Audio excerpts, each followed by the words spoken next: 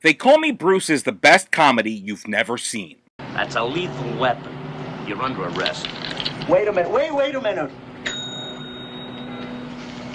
These are my chopsticks. Chopstick looking good. Hey, I'm Ryan from 2G1, and today's best comedy you've never seen is a favorite of mine. They Call Me Bruce, a movie I found pretty funny and pretty racist, even as a kid, and now probably even more so. I think it speaks volumes to how insensitive Americans could be toward Asians, especially in the 70s and 80s. But it also showed the immense talent of its star, Johnny Yune. There might be those out there who don't get the basic premise or even the title of the film. So let me explain.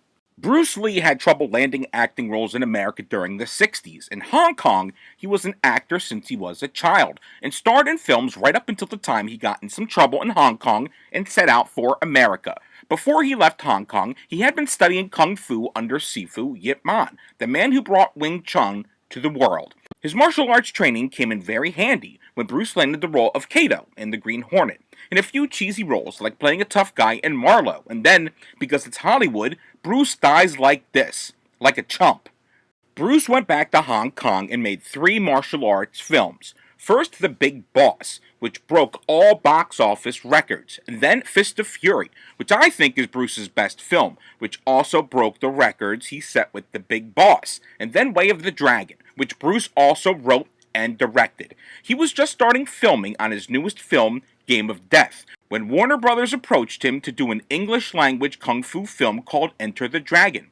Bruce did the film, finished filming, and then died. Enter the Dragon was released posthumously, becoming a massive success, and in death, Bruce Lee became a legend across the globe.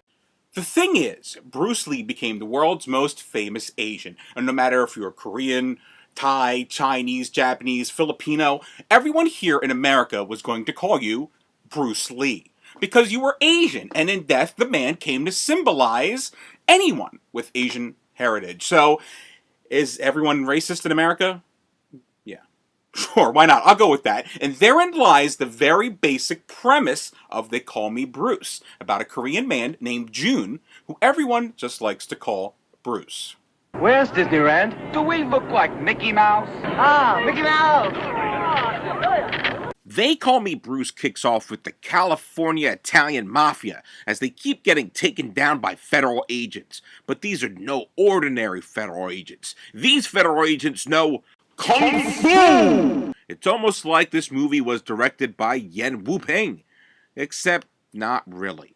It seems that the California Italian Mafia's sole purpose is to sell cocaine. They love cocaine. It seems to be their chief export, and they plan on making $6.9 billion moving the stuff. I'm guessing these guys never saw The Godfather. Boss, I believe this drug business is going to destroy us in the years to come. This is June, and June works as a cook for the Mafia. Boss, why do you keep calling me Bruce? I'm June. Bruce was the champ. I don't care, champ or no champ. I'm calling you Bruce. But because he's Asian, these Fanooks just decide to call him Bruce. Hey, Bruce, sauce is wonderful. What's your secret, huh? Dog meat. Bruce is a really quick-witted guy who loves to tell dad jokes. He doesn't want any trouble with anybody, but trouble just seems to find him no matter where he goes. He's good-hearted, so he's willing to step in to help someone in need. Hey! Lady, give that man his purse back. It's my purse! The problem is, he doesn't know Kung Fu. As he gets into trouble, he is able to fake it, and he fakes it pretty damn well. With this hand, I can poke out your eyes. With this, I can break your neck. Take a good look at my face. I'm an Oriental. This kind of gambit actually pays off, as this local hood doesn't want to mess with some Kung Fu jive turkey and get karate chopped. He backs off, and Bruce walks away, just very coolly. Bruce rolls up to a bar where a beautiful lady named Anita just comes up, sits down, and talks to him. Hi. Hello. Oh, you look so beautiful. Are you from New York? No. No, I gotta go there. You see, my grandfather had a dying wish. And what was that? To stay alive. Bruce is the Mac Daddy, but once again, some toughs come up and decide they don't like Bruce's look. Bruce tries to fake his kung fu skills again, and this time... With this, I can poke your eyes out. With this, I can break your neck. Take a good look at my face. I am an Oriental. Oh yeah, he's amazing. He's fast as lightning. Alright, I'm totally kidding. This is just a dream sequence. I gotta go to John. Mexican beer. I'll be back. It doesn't really work out so good for Bruce, who follows Mama Gump's advice of just running away from trouble. When Bruce goes to a local convenience store, he ends up right in the middle of his stick-up. He whips out a pair of nunchucks he has and succeeds in getting the gun away from the robber. You know, get that patchouli stink out of my store. The day is saved. The press arrive, and the owner praises Bruce, calling him the reincarnation of Bruce Lee. He's so fast and powerful. And Bruce ends up in the local paper. Anita suddenly shows up in her Mercedes. She's sweet on Bruce for some reason, even asking if Bruce has a girlfriend. I'm a sex object. Every time I ask girls sex, they object. Yeah. Bruce is damn smooth. Anita asks to be his girlfriend, and even gives him a token of her appreciation. A necklace.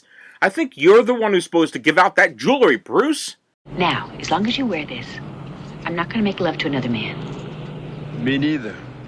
But Anita, she is one of those kung fu secret agents who wants to take down the New York Mafia boss of all bosses. Thinking that his cook is the reincarnation of Bruce Lee, Little Pete, who is the head of the California Mafia, decides that Bruce will be his drug mule. I got a new delivery man. They call him Bruce. Taking millions of dollars of cocaine to cities across America, until finally getting to New York and delivering the motherlode to the boss of all bosses. The plan is to tell Bruce that he's dropping off, quote, special flour, end quote, to his friends. Little Pete picks Freddy to drive Bruce on this journey, telling him when he gets back, he's going to make him consigliere. When you get the back of him with this job, I'm going to promote you. You're going to be my consigliere. Alright, maybe these guys did see The Godfather. I don't know if this character was originally named Freddy, or if they renamed the character after they cast actor Ralph Morrow, but one has to admit that Ralph definitely has a John Cazale look to him. John Cazale played Fredo in The Godfather. Please tell me that you know this.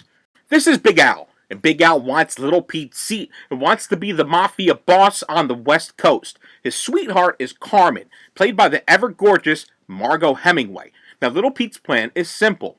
He's going to have Carmen follow Bruce, and Carmen will switch out the cocaine with some flour. Bruce delivers the flour to the boss of all bosses in New York and gets Little Pete in trouble and killed. Then, Big Al gets to take over.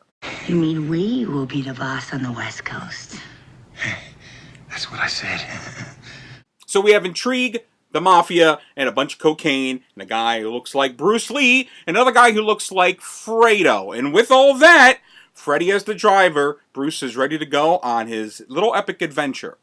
But don't gamble unless Freddy shows you how to do it, huh? I never gambled before. I can't even say blackjack. Bruce ends up in Vegas, where he drops off his first packages of flour, and ends up trying to gamble, which doesn't really go so well. Just cut the cards. Carmen arrives and woos Bruce back to his room, trying to get that special flour. But a kung fu secret agent pops up, and we get some kung fu that would make Cynthia Rothrock probably wince. The fun for Bruce and Freddy continues when they get to the Midwest, where they aren't so used to seeing a good-humored, wisecracking Asian. At a bar, Bruce's knack for not being able to enunciate ends up getting him into more trouble. Oh, I like to drink and eat sushi. Susie's my girl. I had sushi last night. You should eat sushi in the morning, sushi in the evening, sushi for supper time. Then you wouldn't be so fat. Fight breaks out, and we see a common thread that basically goes through the rest of the movie. Bruce gets into trouble. Carmen tries to sneak in to grab the cocaine. Anita and her kung fu coppers show up and save the day. It happens in Vegas. It happens in the Midwest. It happens in Chicago. Though this crazy white guy killer is sent in to try and kill Bruce, and I don't know what they were thinking when they wrote him. Your name's Toby! Your name's Toby! No! Because quoting Roots is always great in a comedy film. Alright, so not every part of this movie is funny. Once again, Carmen comes in to steal the cocaine, but this time actually manages to snag it, switching out the cocaine for the actual flour. Nobody notices. The third act finally arrives, and I can admit that the film sort of falls apart from here, which I'm willing to forgive because of all of what had come previously. Bruce and Freddy get to New York, where they finally get to meet this boss of all bosses. They test the cocaine, but of course it's not cocaine, it's flour. The boss of all bosses gets pissed and is basically ready to kill the two guys who brought him the wrong stuff. This then turns into a chase through the streets of New York because I don't know it. I mean, it doesn't look like these guys actually had a permit to run around New York and film. But I guess they had actors and a camera, and that's all they needed. After running into some local hoods, Bruce woos them with a book on jive talking, "Bye Yo Mama." Say blood. Give me 5, yo mama. Get. That is excellent. I really want to own this prop. You gotta love those 1980s stereotypes. The guys get away, and they go back to their hotel room, and Anita shows up once again, where she tells him that the necklace she gave him is actually a tracking device, and informs Bruce on what she's really been doing with this entire journey. Anita convinces Bruce to set up a meeting with the boss of all bosses, and the Kung Fu Feds jump out to beat everyone up once again. And with that, roll credits. The film can really be considered a spoof of mafia movies, kung fu films, classic cinema, and the wonderful world of cocaine in the 80s. It's unapologetic in its stereotypes. It's broad comedy where everyone is pretty much fair game. The highlight of the film is, of course, Johnny Yune, who up to this point had some very brief scenes in films like Meteor and Cannonball Run. He doesn't exactly have great comedic timing, but that's what makes it perfect. Johnny's awkward pauses and wisecracks really make the film and shows that he could be a star. They Call Me Bruce actually made a decent chunk of change back in the 80s, but Johnny's career never really took off here in the States. The one thing I loved about this film, there's like these flashbacks where young June is back in, I guess Korea since he's Korean, but it looks very Chinese-esque here, and he's talking to his grandfather. The grandfather is played by Johnny Yune, and of course, he speaks with an accent. Let me tell you, grandson, money is not the worst. But young June? Listen to young June. If you die, grandfather, there will be nobody to take care of me. He speaks nearly perfect English, and then you fast forward to America, and we have June, who talks like this. Hi, boss. I'm making spaghetti for you. It's classic, and it always cracked me up. The other thing that I truly love about this movie is the antagonist actually succeeds. Big Al sends Carmen off to get the cocaine, which he actually manages to do. The plan is even more brilliant as the federal agents take down the boss of all bosses. What happens in California? Is there a big war between Little Pete and Big Al for control of the cocaine mafia? The movie doesn't say, nor does it actually care. It just kind of ends when Anita shows Bruce the woman he had to meet in New York that his grandfather had told him about, which ends up kind of being sweet when it turns out to be the Statue of Liberty. But if you are thinking they'd probably leave that for the sequel, but they'll never make a sequel to this film, then you are really wrong, because they did make a sequel to this film, though it really had nothing to do with the first film except featuring June in it.